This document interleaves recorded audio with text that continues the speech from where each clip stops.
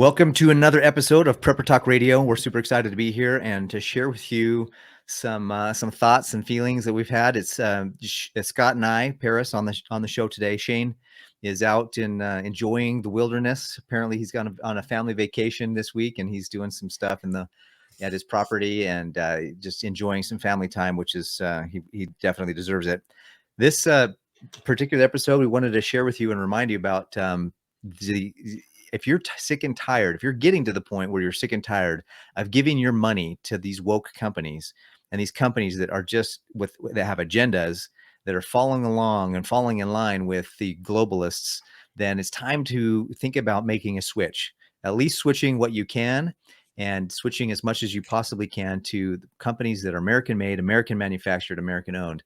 And Prepper Talk Radio would love to support anybody that is in that category. So we have found a fantastic opportunity to switch so many of the products and services to American-made companies, and we would love for you to learn more about it if you're interested. So click the link in the description below. It's called patriotswitch.com/Prepper Talk. If you don't want to click the link, you can write that down, patriotswitch.com/Prepper Talk. And that will give you an opportunity to enter your phone number or your email, and somebody on our team, one of us will reach out to you, and we'll kind of go through it and see if it's something that would be a good fit for you. But today, our episode is going to be a little more freestyle. We had somebody planned to come on, but the last minute weren't able to do it. So Scott and I decided, you know what, let's just freestyle a little bit for a little while and talk a little bit about some of the things that are on our mind and going forward. And we're going to kind of go back and forth on several different topics today. But one of the topics that I kind of wanted to introduce is, just finding. We want to introduce a step-by-step process that makes it super easy to get from beginner to at least intermediate in your preps. Yeah. And so we're talking about the first step to that, obviously, is getting your food storage, getting your water storage. Actually, even before that, quite frankly, getting your grab and go bag, if in case of an emergency.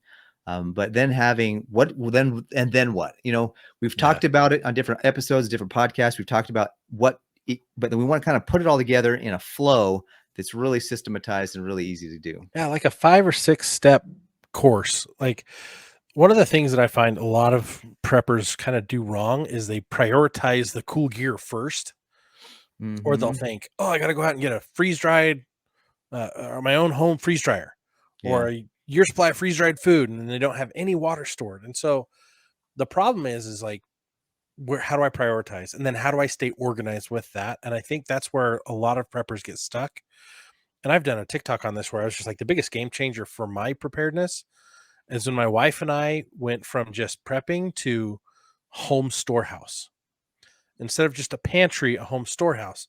And we thought of things differently. And you can go to preppertalkradio.com, go to the resources, and you can get these downloadables. Number one, we went through and redid all the checklists for bags. Kind of your get home bag. Most of the time, it's going to be better to stay home. So every bag we design is really ideal to get us home. But it also has stuff, if we need to leave, we can just leave with those bags. Mm-hmm. And then we looked at, okay, all of our home pantry stuff, we inventoried. And then we inventoried all of the preps. And we went through and created this huge exhaustive list of all the things we want and put that on the list too. So you can inventory and track, and you can be like, okay, this is a priority. I want to get this next, or this is on the list of things to get. And if there's something we want to add, we always add it to the list, but then we purchase based on priority. And that has simplified our planning and saved us thousands of dollars in missed opportunities, or not missed opportunities, but like not wasting money on things that would have been either A, excessively redundant, or B, not essential. Mm-hmm. And so you focus on the essentials first, then the should haves, and then the wants. I mean, if you're going to build a fantastic home or house, and even in architecture or construction, you've got to have a really strong foundation. Mm-hmm. And the foundation takes the longest. And that's why Yeah. it's sometimes hard, because you want to get all the cool guns and knives and ropes and bags, and you want to have the cool your generator and all these other things. And the boring stuff is actually the stuff that's the most important. And so Mhm. that's the kind of thing it was interesting because I went camping this weekend with my over for Father's Day. My daughter and I went on a daddy daughter camp out with our church. And it was fun because we had a bunch of stuff. I had lighting. I had a little portable heater. I got a couple, we had mummy bags. We had wool blankets. We had a nice mattress, and we were still cold. There were still some things that I was like, man, I wish I had had a little bit different here. But then there was another guy and his poor daughters, and he was like, I was not prepared at all for this camp out. And I'm like, something as simple as a daddy daughter camp out Right. can, if you overlook things or think, it's just one night, what's the big deal? Well, sometimes one night can make the difference if you're not paying attention. So even when you're thinking about simple things like that, like really plan them out. It was funny. My wife was like, are you going for just one night, or are you going for the whole weekend? And I'm like, well, I just want to make sure I have everything just in case, and I want to be comfortable. And so we were, even though we were cold and everybody, um, I don't know what we need to get for preps for quieting birds down, but You can't. that's the one thing that I would say, if you're going to go camping, find some way. If anybody out there has a product that can keep the birds from chirping at 4 a.m., that would be appreciated. You just gotta get used to it, and then you can sleep and Through you it. can endure a little bit through it better. Um, but yeah, it's funny because like I've gone on some campouts where there are people that are just crying the whole time and they're not used to it. Yeah. And they're like, I'm freezing. And I'm like, what show me your sleeping bag. I remember a scout camp we went to, and this kid, he was freezing the whole first night. He was crying, and we're like, what is wrong? And so that next day we're like, okay, show us your setup. I kid you not, he thought you were supposed to sleep on the sleeping bag, not in it. Oh, dang. So he had this little light blanket and he's sleeping on the sleeping bag the whole day, like or whole night, wondering why he's freezing. And I'm like, dude, I'm like, so we showed him, open your sleeping bag, put your blanket down and like taco it around the inside, just surround the inside, Mhm. and then climb into both of those. Yeah, but that's too hot. And I'm like, okay, then you take that little blanket out and you climb in. Is that good? And he's like, oh yeah, that's just perfect. Okay, then you keep your blanket next to you so that if you need more heat and you want more warmth, you just throw that over you in the middle of the night when it's the coldest. And he's just like, I'm an idiot. I'm like, how many times have you slept in a sleeping bag? He's like, never. Well, I'm that's like, why. you were at the camp with us like 3 months ago. You went camping with us. He goes, well, yeah, but I slept in my dad's car with him. So he slept in their car with the heat on the whole night. Oh, dang. So he had never slept in a sleeping bag. So if you haven't done it, like look at the weather, pick a good night, and go see how it is. Right? Yep. Just do it in your backyard. And If you don't have a backyard, someone you know does, and go sleep in their backyard. have some layers between you and the ground too, because that can Hmm. make a big difference, especially if you have, like, for example, I have a blow up mattress, and you should have a blanket between you and the mattress, because the air can be cooled inside the air inside the air mattress can get cold and keep you cooler, even if you have a nice sleeping bag. So there's some layers. Even if you have an air mattress, there's a good idea to have some layers, even between you and the mattress on that. So that was Well, something that depending on what kind of mattress you're using too, like I've got this really cool roll up mattress, but there's no wicking barrier between it and the ground. If I put it directly on the ground, it's going to absorb moisture and can ruin it, right? hmm But if you have a tarp as your first layer of defense, and then you can put down either an air mattress or what I have is kind of more like a memory foam type mattress, but it's a 1 inch thick mattress that I just roll up and I can pack it wherever I want to go. I also have nice. some really cool climate air mattresses that just blow up super fast. They're like this honeycomb mesh, and there's so many different ways you can do it. But like, create that barrier so that your bag is not ever going to get wet. hmm Because when it's wet, you're gone. You're toast. it's But also, miserable. it's like if you're not practicing these things, you're not going to know, and you're going to Yep. be like poor Steve, who slept on top of his sleeping bag all night long because he didn't know. Yeah, it's good to practice these things, and summertime is a perfect time to do it. Yeah, and it's like same with cooking. Have you cooked off grid? Do you know how to cook off grid? hmm Like more than just running your barbecue, because that is the least efficient method of cooking because it just burns so much fuel, and there's nothing really holding the heat in there. It's Mm-hmm. just not. It's not a precision tool. Yeah. At least It's most barbecues aren't. it's important to get the stove out. If you have one, you could get your propane stove out, but it's also important to learn how to do some food with just a campfire. I think one of my favorite meals camping has always been and will always be, and we're going to do it, is foil dinners.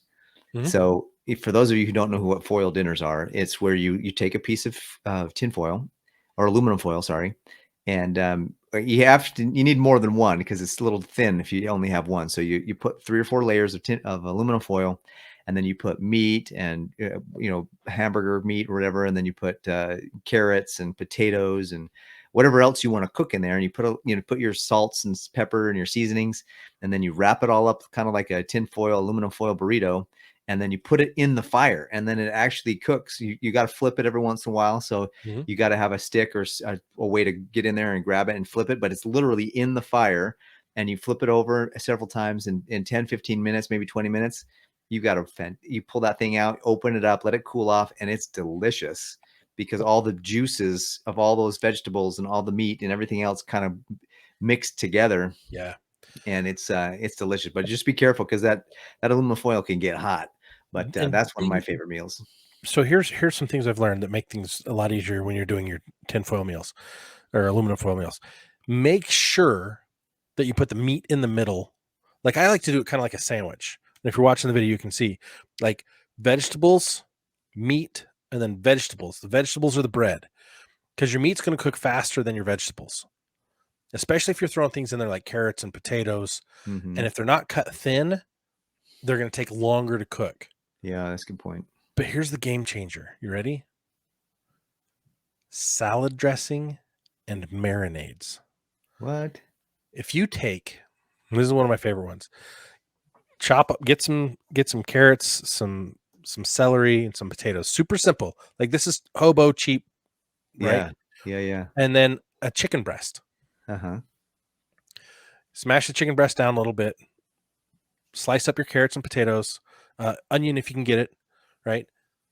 Put that down as your bed. Put your chicken on top of that, and then reverse stack more vegetables on the other side because you're gonna have to flip this over during cooking. Uh-huh. But then you squirt in a whole bunch of Italian dressing. Oh, c'est magnifique. It is delicious. Oh, that's awesome. I'll have to try it. Or if you do like hamburger, or if you want to do steak in the middle, you can throw in some like Stubbs marinade. Oh, it's so good. That But is cool. get by with cheap seasonings. You can just do salt and pepper, and or you can go crazy with it. Like you can get as exotic as you want with these things, and it takes depending on how you slice the vegetables and how much vegetable you put in with each one, it could take 15, 20, 30 minutes to cook. Yeah. And the challenge is if you open it up too soon, guess what? You're not going to be able to flip it over anymore after that Yeah. because Because it's going to yeah, be a it kind of mess. breaks the seal. I think that's important to realize that prepping for camping and meals doesn't have to be boring. You can have some nice Mhm. flavoring and put that in when you're doing your 90-day pantry, put that stuff in there, and especially seasonings, powdered seasonings, especially like those can last forever, and And they buy don't. them at like the Oriental markets and the Asian markets and the Latin markets. You can buy 3 times the amount of seasoning as you can at the regular chain grocery stores for the same price. Wow. And that was another game changer I found. I was like, wait, what? Because the other places you're paying for the packaging. Mm-hmm. You don't need the big giant plastic containers. Like you could throw these in a little Ziploc or throw it in a Mylar bag, throw the Mylar bags in a bigger bucket, and you've got everything broken down. It's like, hey, this is all paprika. Hey, this is all whatever. Yeah. This is red curry. This is green curry. This is like put it Garlic. all in their own Mylar Yeah. bags and throw them all in there and you store it. Yeah, If that's it's already awesome. dry, dehydrated, it's going to last, 15, 20 years if you keep it in a cool, dry place. Yeah, that's the good stuff because when you are in a place where you're not, let's say crap hits the fan and you got to cook some meals, and you're going to be able to eat oatmeal for a little while, and then you're going to get sick of it unless you have Mhm. some way to season it or make it a little bit more of a some variety. And that's the key to getting your food storage ready is having some variety, having some things that you can, like what I did is I figured out that you can have a bunch of cool meals that you buy, like those freeze dried meals, but then you should have some potato flakes or some rice Mm-hmm. that you can add in there as filler. And that filler, then, what's interesting about rice is that it kind of blends in with whatever the flavor is of the meal you're having. It But absorbs then it. you can make it twice as big by having, adding another cup or two of rice to whatever that meal is. And the rice, sometimes rice it does, depending how strong it is, but it can have its own flavor, but it can really help your meals go a lot further. And especially if you have a bigger family, you're going to want to have something that makes it bigger, because those, I don't know, one of the ones that's super yummy. And I went to a survival night. One of the local survival shop put on a survival night, and they had us try some taste test, some stuff. And they had Peak Performance was the one that they Oh had yeah, us try. that's good. It's so delicious. It was a coconut chicken or something like that. And I was just like, this is so good. But what was neat about it is that inside the bag, you could see the juice was it was almost a soup in there. And I was like, you know what? That could all be soaked up by a cup of rice or two. And that would make that meal last twice as long. Or that one little package of Peak Performance coconut chicken could feed 3 or 4 more people. Mm-hmm. And so that's just something that I thought about as I was planning my meal, because that's when I plan my pantry. I want to say, okay, what am I going to eat for breakfast, and then what do I actually eat, and then get 90 days of that, and then what do I actually eat for lunch, and what do I actually eat for dinner. And so I realized, when you're starving, you're going to need to throw rice in there to make those meals last, and you just, it's funny because you can store so much, but then you got to learn how to make it last, Yeah, or learn how to replenish it. both. Yeah, both, You've actually, got to you're do right. both, really. And that what's funny is I was watching a thing on gorillas, and gorillas have almost entirely a high fiber diet, primarily vegetables, fruits and vegetables. Hmm. But then they'll eat bugs like crazy too. But it was interesting because like they have gas like constantly, and it's like you just get used to it. But I've noticed for myself, like when you go onto one of these survival food diets, you're gonna have a lot of like stomach concerns. You're gonna Yeah. have gas like crazy, right? If you switch to a rice and beans diet or just whole wheat, like all these staple survival foods, you're gonna have gas. If you jump to just completely canned foods all the time and nothing else, you're gonna have some upset stomach issues. You're Yeah, depending until on you what cross food over. storage you're buying too, like especially like the little 72-hour food blocks, the SOS bars, those will plug you up. So you need something else that's going to help you flow, Unplug, yeah. right? And so you've got to find the balance, and you've got to start testing what you have and seeing what works and what doesn't work so that you can be ready for those uh-ohs, right? So Mhm. you'll know what to experience. Like, okay, I need, we're going to be in a small quarters. I need to get a couple of bottles of Beano, gas Yeah. remover, right? Beano gas remover, or the gas relief pills or something like Like that. it's like you take a pill and it helps eliminate all the gas in your stomach. Yeah. And Take a take Beano some, now so there'll be no gas later. yeah, have some, another thing that's funny is maybe have a little prune juice in your storage, Right. or prunes anyways, dried Put a prunes. put a tree in your yard, grow some prunes. But it's funny because it's like a lot of us, when you get into the prepping thing, you don't think of like, okay, what can I do that's passive, or what can I do that's going to help my situation that I don't have to do a lot of work with, Yeah. like, or constantly be spending more money on. Fruit trees are one of the best things. Our body's designed to process whole foods really well. Mhm. And the less toxins and chemicals and all the other problems you have with it, the better it's going to be for your body to process, anyways. So it's like, why not plant a few trees? Why not plant some raspberry bushes, some blueberry bushes, some like things that you don't have to do a lot of work on that's going to be there every year, and all you got to do is harvest, Part of your garden. right? And people think I just need to grow a garden. I just need to grow a garden. I'm like, dude, grow an edible landscape.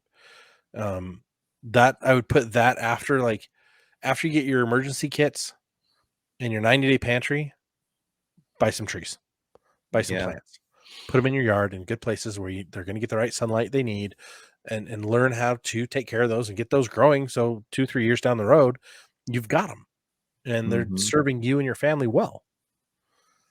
Yeah. Especially, um, when crap hits the fan, you're going to need to have some way to sustain yourself, even if you do have a bunch of storage. And, Mhm.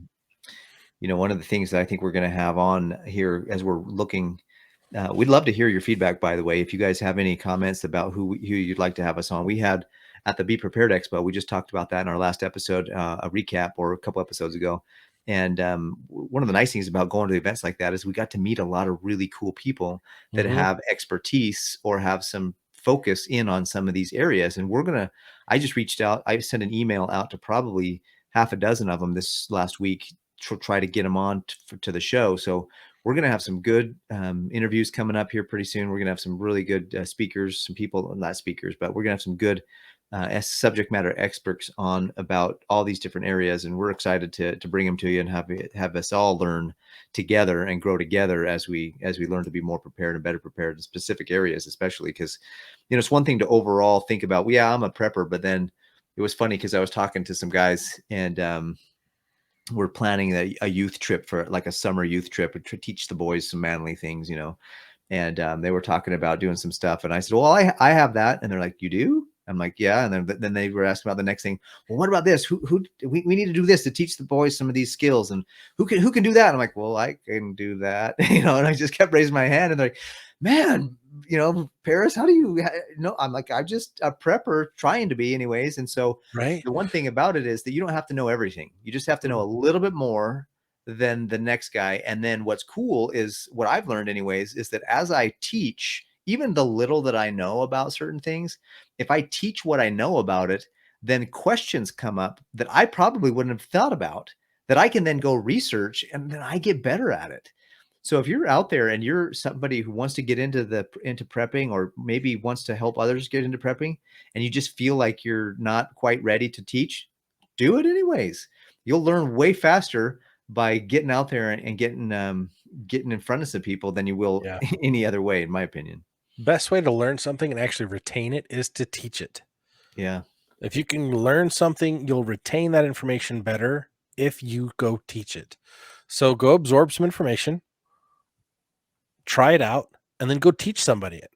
Teach your Yeah. kids, teach your spouse, teach your friends, teach the scouts, teach your local church groups, teach your neighbor, right? Go learn it and do it.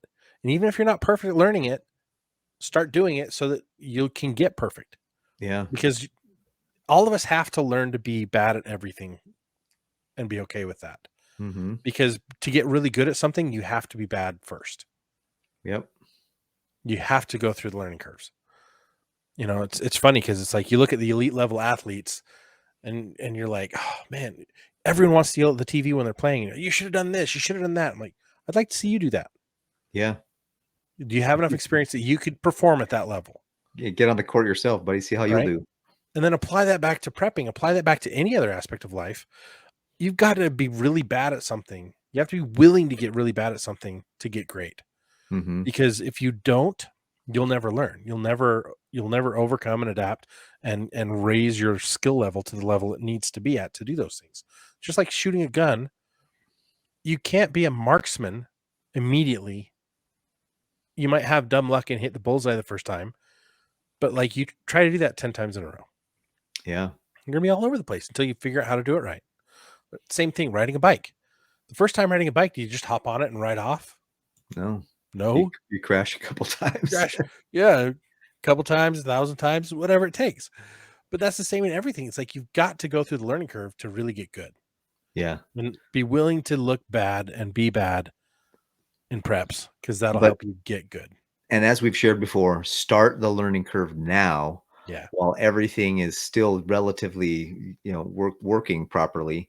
You do not want, I mean, sure, there's going to be some of us that'll be able to step up and probably dig deep and really pull some stuff out of nowhere. But it's better to have some experience, a few things that you've practiced before all the SHTF, rather than after. There's just some things that, you're just think about your neighborhood. There's people next door to you that are probably on medications that need to know about Jace Medical. There's people that are next door to you that if you don't want them coming and taking your food, it's better to have them know about how to get food storage too. If you don't want them coming over drinking your water, it's better to teach them how to get their own water, especially with first aid. If you have an earthquake or some kind of fire and you're caught and stuck, wouldn't you love to have your neighbor know how to bandage you? I would. I hope that my neighbors are smart enough to know how to take care of things if they found me in a bad place. I mean, 911 is nice, but that's because the things that, I have a fire station 2 blocks away from my house, but that's if everything's working and I'm the only one. If there's a whole community of people that just had an emergency, that poor fire station is not going to be able to get to me for several days, if that. So I need to know that I can count on my neighbors and say, look, I don't know, I'm not an EMT, but dang it, I can keep your wound from getting infected, at least until we can get some sutures or somebody that knows a little more about it.